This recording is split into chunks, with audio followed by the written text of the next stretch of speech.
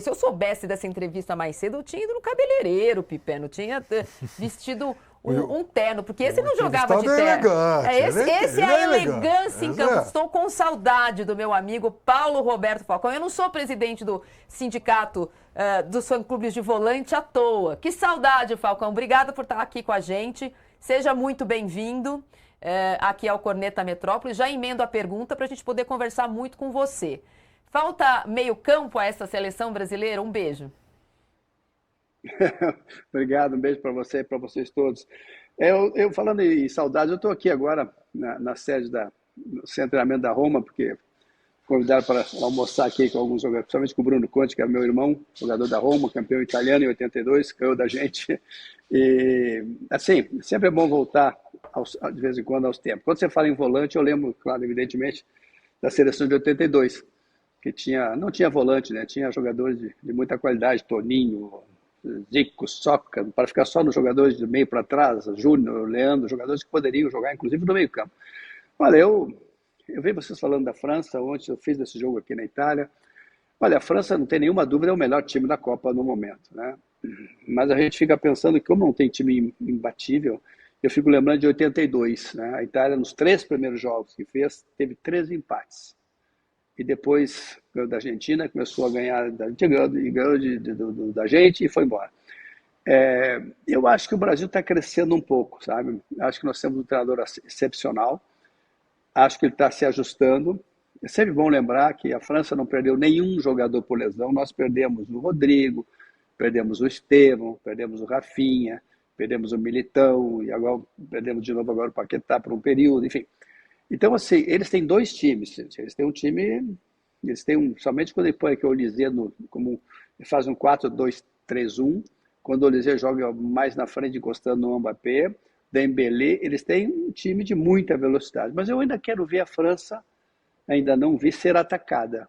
Embora a zaga é boa, o zagueiro central, companheiro de Gabriel Magalhães no Arsenal, é um time que está jogando há mais de 5 anos, né? Então, é evidente que tem uma preparação melhor do que a nossa.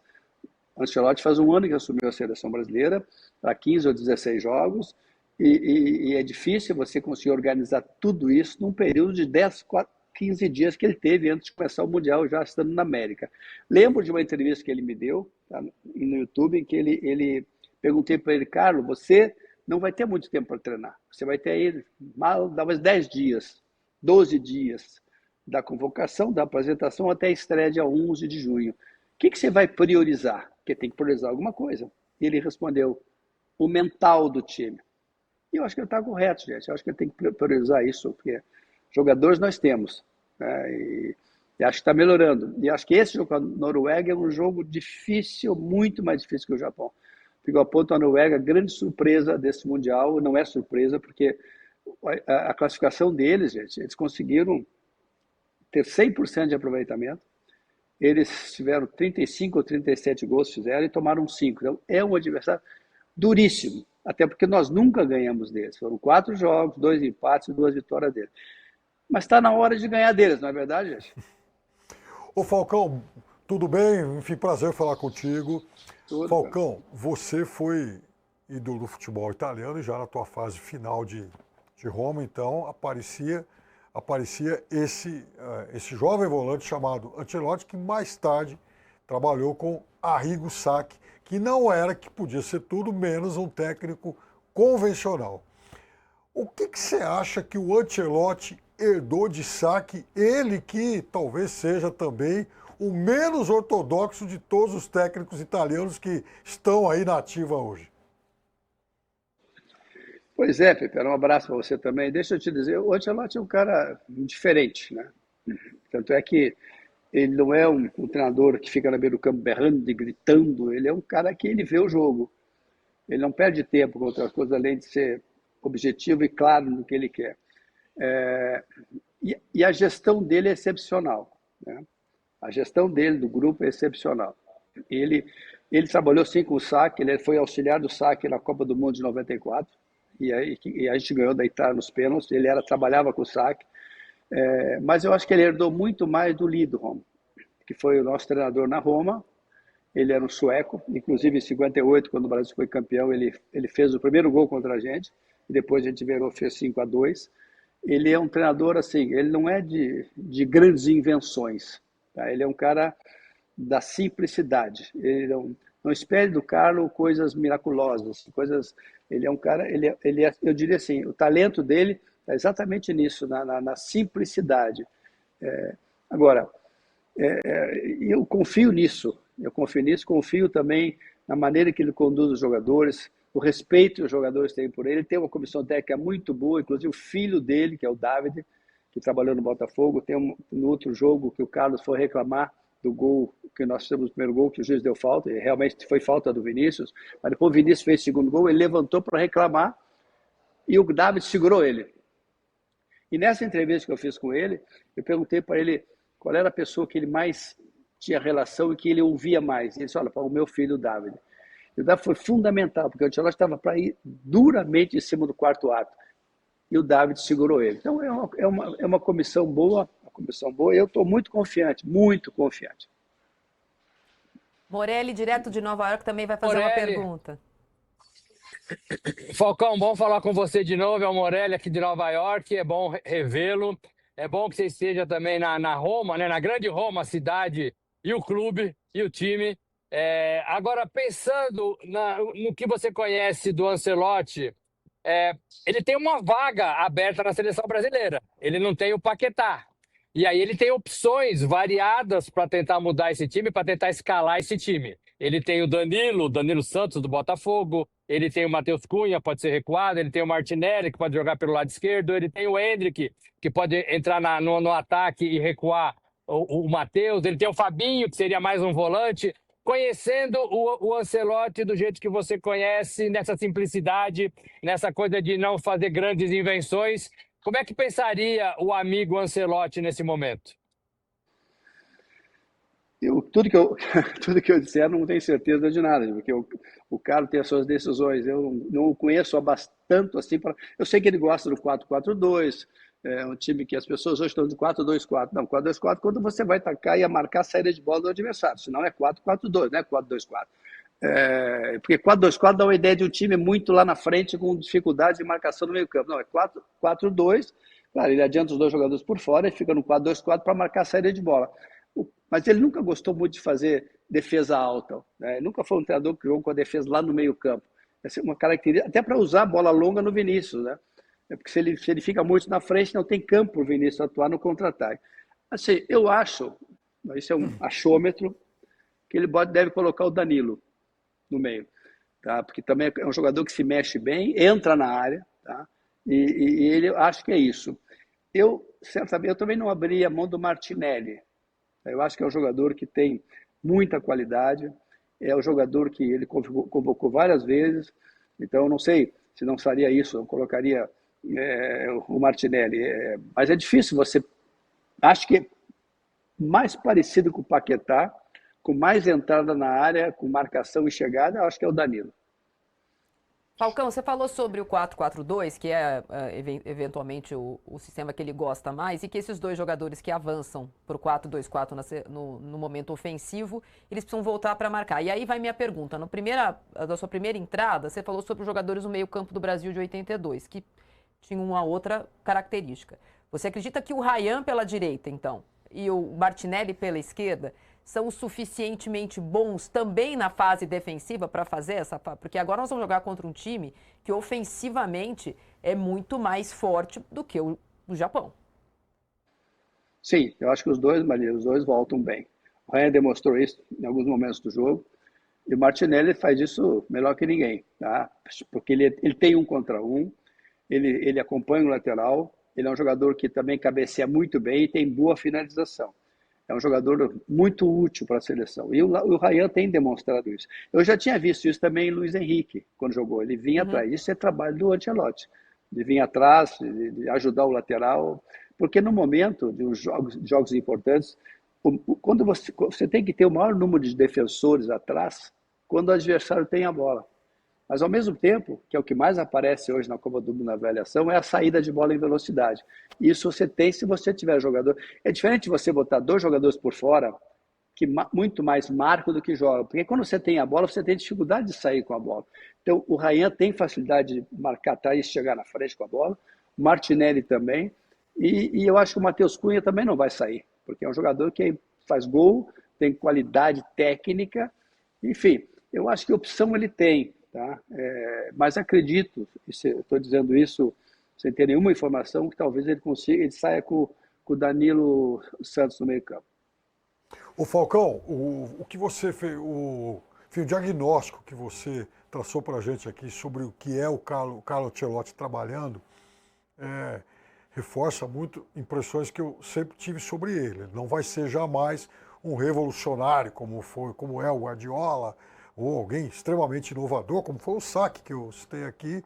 Mas, em compensação, eu não conheço ninguém que, na beira do campo, observe futebol tão bem como ele e que tenha uma capacidade, inclusive, de mudar um jogo sem trocar peças como ele. Como é que você acha que ele assimilou e desenvolveu todas essas características aí?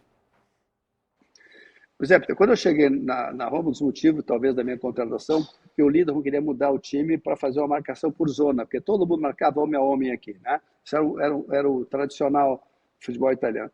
Então nós conseguimos, o primeiro a fazer isso foi o Lidl, a marcação por zona no futebol italiano. O Sacchi aperfeiçoou isso, fez uma marcação por zona pressão, coisa que nós não fazíamos na Roma. Então ele tem essa capacidade, ele olha o jogo, ele está atento ao jogo. Eu digo sempre assim, ele não é um treinador torcedor, porque tem muito treinador torcedor, né? A gente sabe.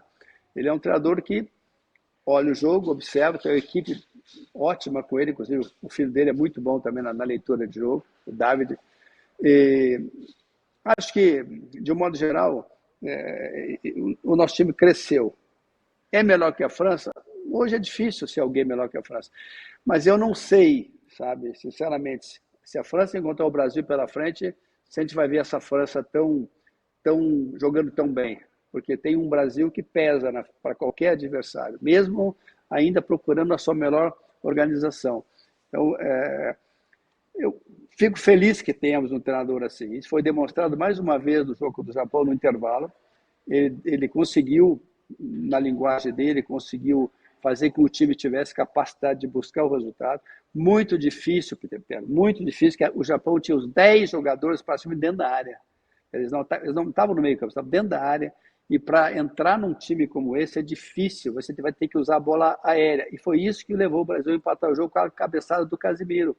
E tínhamos outra cabeçada também do Casemiro, quase deu um gol. Então, assim, ele teve essa leitura. Ele viu que talvez a melhor opção era a bola alta. E foi isso que ele fez, porque era difícil entrar. Porque sempre tinham dois, um marcando o Vinícius e outro na sobra. Do outro lado, com o Ryan também. Então, acho que essa foi a capacidade. Se a gente tiver dificuldade, vamos botar a bola na segunda trave para alguém. E foi isso que aconteceu. Enfim, estou feliz com o jeito que ele conduz a seleção. Ô Falcão, e como é que você vê, como é que você enxerga o Neymar nessa seleção brasileira? O Brasil está liberto do Neymar, o Neymar tem espaço nessa seleção, o tempo do Neymar já passou. Como é que você vê o Neymar nesse grupo todo, partindo do pressuposto de que ele esteja bem fisicamente, bem clinicamente? Pois me pergunto muito isso, né? E o Neymar? Aliás, se pergunta isso desde que ele foi convocado, né? Antes até, né? Vai ser convocado, não vai ser convocado? Eu acho que o cara, melhor do que ninguém, sabe a hora de usar o Neymar. Tá? Eu até acho que se fosse para a prorrogação no jogo com o Japão, talvez ele tivesse colocado o Neymar no tempo da prorrogação. Eu acho que o Neymar tem 30 minutos hoje, pelo que eu sinto, pelo que eu vejo as entrevistas de jornalistas e às vezes até do Ancelotti. Eu acho que ele tem o Neymar assim na manga para colocar no momento que vai precisar dele nos últimos 30 minutos de jogo. Acho que está se aproximando esse momento, sabe?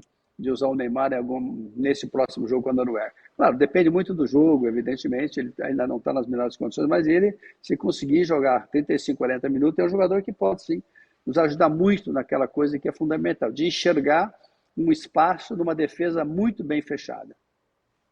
Ó, a nossa audiência tá festejando o rei de Roma entre nós, os súditos. Então, o Ramiro Brits, que também é nosso companheiro de redação aqui do Metrópolis, diz que você é o rei de Roma e que grande ídolo colorado, que fazia a camisa 5 parecer camisa 10, era mesmo.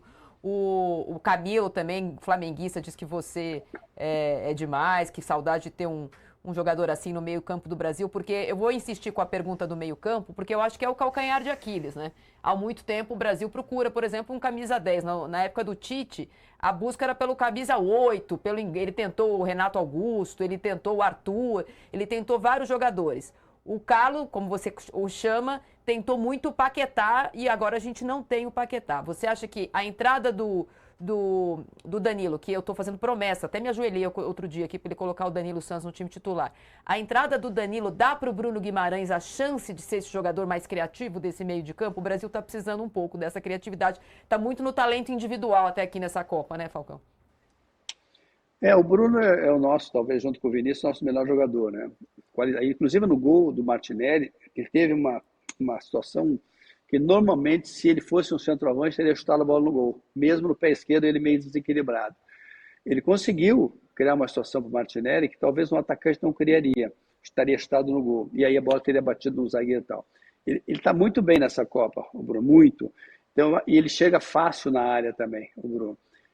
O Danilo te dá isso também. Tá? O Danilo te dá uma condição de vir para trás e chegar. Ele já demonstrou no Botafogo, ele bate muito bem de fora da área com o pé canhoto.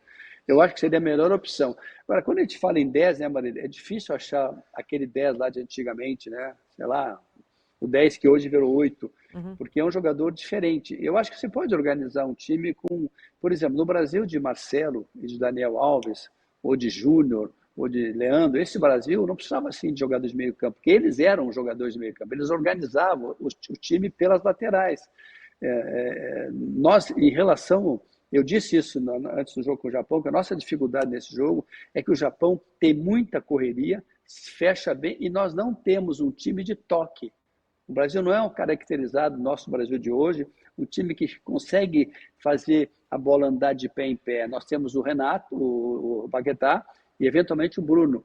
O resto do nosso time era mais vertical, ele não tem aquele toque de bola. Então, como o Japão se fechou bastante, nós não tínhamos essa qualidade do toque até esperar o momento certo de enfiar a bola para alguém na frente. Então, essa foi uma dificuldade. Quanto à Noruega, a Noruega não se fecha tanto, ataca mais e certamente vai ter mais espaço. Então, eu acho que nós não temos esse 10 que nós estamos falando, sabe? Não temos esse 10, mas não é no Brasil. Você tem lá na França o Olysée, que é certamente um dos jogadores, possivelmente pode ser comportado como craque da Copa, se continuar jogando o Olysée. Então, tu tem o meio-campo da França, que tem essa qualidade do toque, mas eles são fundamentalmente verticais, né? No Dembélé, no Mbappé, Barca-Lua, eles têm isso. Nós não temos esse toque, mas temos jogadores de qualidade do tamanho deles. Eu estou pensando na França, imaginando, quem sabe, aí, se eu for o caso, jogar com a França. Mas eu estou muito preocupado com a Noruega. Eu tenho dito, vi a Noruega jogar, é um time muito perigoso, é um time que marca bem, e nós temos que estar muito atento, inclusive a bola alta na cabeça do Haaland. Ô Falcão, você acha mais grave hoje a gente não ter um meio-campista aí diferente, um extra-classe, ou pela primeira vez na história, talvez, o Brasil disputar uma Copa do Mundo sem laterais de alto nível? Uma das características do Ancelotti, e ele disse várias vezes, às vezes nas conversas que eu tive com ele, quando eu estava fazendo um intercâmbio com ele no Milan, no Real, tal, ele sempre preferiu lateral que marque. Ele dizia, Paulo, eu quero que meu lateral marque. Se ele puder dar uma mãozinha na frente, ok, mas não precisa, porque ele tem uma segunda linha de 4. Então ele não tem a necessidade do lateral passar toda hora. Porque no Brasil, nessa seleção brasileira, quando você tem 4 zagueiros, né, e você tem 2 jogadores de meio campo, você tem 6 para defender. Então, o importante é que os 2 por fora venham para trás para compor um time um pouquinho mais defensivo. E é fundamental também, eu acho, que os 2 atacantes por dentro, vamos supor que seja o Vinícius e o Cunha, venham um pouco também para marcarem os 2 volantes do adversário. Libera a defesa deles, tá? Para você compactar um pouco mais o time. Então, eu acho que a gente tem embora contra o Marrocos foi muito complicado, depois a gente se acertou um pouquinho com a Escócia, Mas nós estamos aí em busca dessa marcação do meio campo. Mas eu acho que com o Danilo Costa a gente consegue dar uma corrigida, né, nessa situação de meio campo, que faz com que a gente tenha jogadores que saiam, no caso do Bruno e o Danilo, é uma coisa que acho que a gente vai ter condições de chegar. Eu também não acho, quando você joga com um time de muita velocidade de contra-ataque, que o Casemiro e o Bruno possam sair ao mesmo tempo. Isso é um risco de sair ao mesmo tempo. Acho que nós temos que ter sempre 6 jogadores atrás. São os 2 jogadores de meio campo, volante, vamos chamar de volante, e os 4 jogadores atrás, que é o que a França tem. A França defende com 5, que não sai nem por decreto de trás. São os 4 zagueiros mais Tchouaméni. Esses não saem. E os 5 da frente, que são os outros 2 volantes, né? O que chegam na frente, aí sim, esses 5 jogam para definir o jogo. Mas 5 jogadores deles estão sempre atrás. Por isso que é difícil puxar um contra-ataque contra a França. Falcão, você pela sua experiência e pensando um pouco com a cabeça também do Ancelotti, será que ele poderia ter uma recaída, e eu queria saber a sua opinião também, e marcar individualmente o Haaland? Ele jogou contra o Haaland quando ele jogou Real Madrid e City.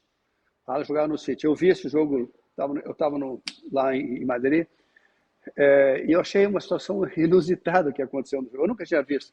Porque o Haaland ficava lá atrás, em condição de impedimento, e o Rudiger ficava em cima dele. Exatamente. E todos os outros jogadores, os outros 21, estavam no campo dele. E eu brinquei, cara, se o cara joga essa bola para ele, não, é que o meu zagueiro é bom por cima e bom na velocidade. Mas eu brinquei com ele, mas se o Guardiola inventa de colocar em cima do Rudiger um jogador de muita velocidade, que aí a bola vai pelos lados, vai chegar na frente. Mas se ele fizer isso, eu mudo o esquema. Quer dizer, era impressionante os 21 campos, e na hora que o goleiro ia sair com a bola, o Haaland na frente. Ele conhece o Haaland bem, é um jogador perigoso, mas não só por cima, por baixo. Então, ele jogou várias vezes contra o Haaland, ele sabe como é que vai marcar o Haaland, você não tem nenhuma dúvida disso.